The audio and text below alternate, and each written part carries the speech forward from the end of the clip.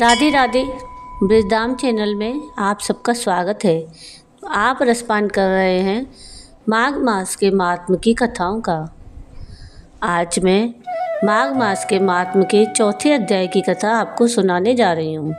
गुरु वशिष्ठ राजा दिलीप से माघ मास के स्नान के महत्व के बारे में बताते हुए कहते हैं कि हे राजन, अब मैं माघ के उस महात्म को कहता हूँ जो कार्तवीर्य के पूछने पर दत्तात्रेय ने कहा था। जिस समय साक्षात विष्णु के रूप में श्री दत्तात्रेय सत्य पर्वत पर रहते थे, तब महिष्मति के राजा सहस्त्रार्जुन ने उनसे पूछा कि हे योगियों में श्रेष्ठ दत्तात्रेय जी, मैंने सब धर्म सुने, अब आप कृपा करके मुझे माघ मास का महात्म कहिए। तब दत्तात्रेय जी बोले, जो नारद जी से ब्रह्मा जी ने कहा था वही माघ महात्म मैं तुमसे कहता हूँ। इस कर्म भूमि भारत में जन्म लेकर जिसने माघ स्नान नहीं किया, उसका जन्म निष्फल हो गया। भगवान की प्रसन्नता, पापों के नाश और स्वर्ग की प्राप्ति के लिए माघ स्नान अवश्य करना चाहिए। यदि यह पुष्ट और शुद्ध शरीर माघ स्नान के बिना ही रह जाए तो इसकी रक्षा करने से क्या लाभ।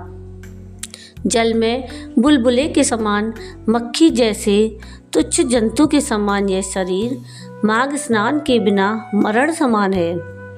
विष्णु भगवान की पूजा ना करने वाला ब्राह्मण, बिना दक्षिणा के श्राद्ध, ब्राह्मण रहित क्षेत्र, आचार रहित कुल, ये सब नाश के बराबर हैं।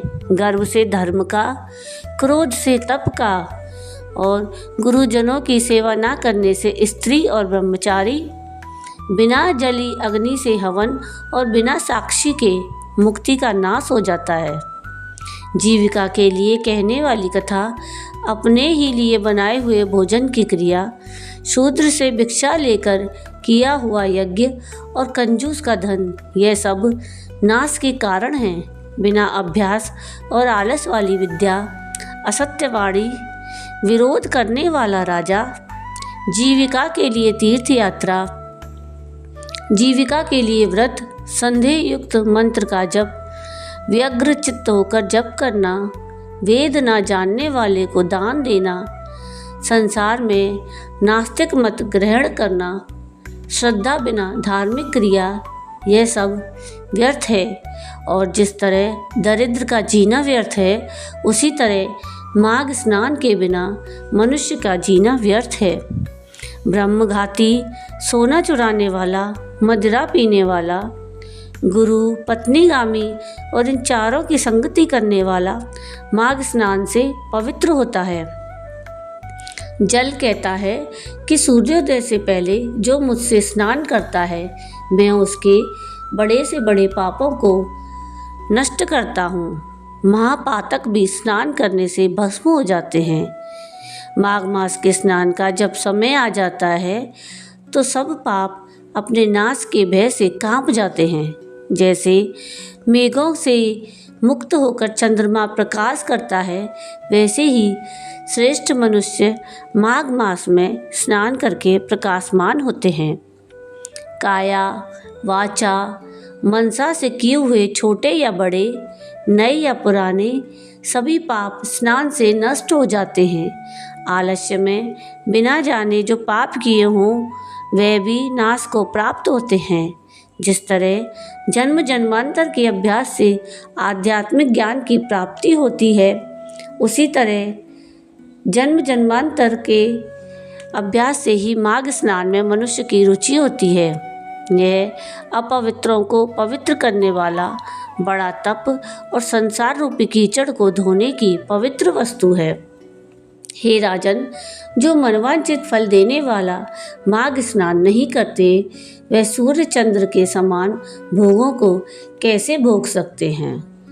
तो ये थी माघ स्नान के महात्म की चौथे अध्याय की कथा। अब हम सुनेंगे माघ मास के महात्म की 5वें अध्याय की कथा। दत्तात्रेय जी कहते हैं कि हे राजन, एक प्राचीन इतिहास कहता हूँ। भृगुवंश में ऋषि का नाम की एक ब्राह्मणी थी, जो बाल्यकाल में ही विधवा हो गई थी।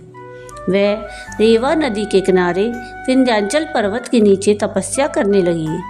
वह जितेंद्रिय, सत्यवक्ता, सुशील, दानशीलता और तप करके देह को सुखाने वाली थी। वह अग्नि में आहुति देकर उच्च वृत्ति द्वारा छठे काल में भोजन करती थी। वह वल्कल धारण करती थी और संतोष से अपना जीवन व्यतीत करती थी। उसने रेवा और कपिल नदी के संगम में 60 वर्ष तक माघ स्नान किया और फिर वहीं पर ही मृत्यु को प्राप्त हो गई। माघ स्नान के फल से वह दिव्य 4000 वर्ष तक विष्णु लोक में वास करके सुंद और उपसुंद दैत्यों का नाश करने के लिए ब्रह्मा द्वारा तिलोत्तमा नाम की अप्सरा के रूप में ब्रह्मलोक में उत्पन्न हुई। वह अत्यंत रूपवती, गान विद्या में अति प्रवीण तथा मुकुट कुंडल से शोभायमान थी। उसका रूप, यौवन और सौंदर्य देखकर ब्रह्मा भी चकित हो गए। वह तिलोत्तमा रेवा नदी के पवित्र जल में स्नान करके वन में बैठी थी।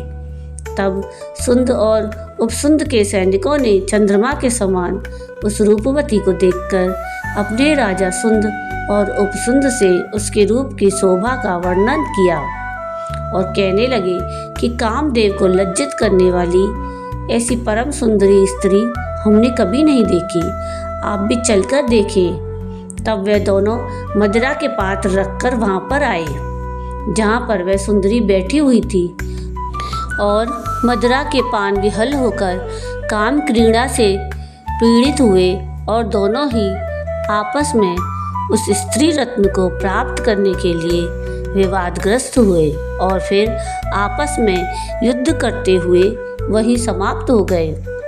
उन दोनों को मरा हुआ देखकर उनके सैनिकों ने बड़ा कोलाहल मचाया और तब तिलोत्तमा काल रात्रि के समान उनको पर्वत से गिराती हुई 10 दिशाओं को प्रकाशमान करती हुई आकाश में चली गई और देव कार्य सिद्ध करके ब्रह्मा के सामने आई।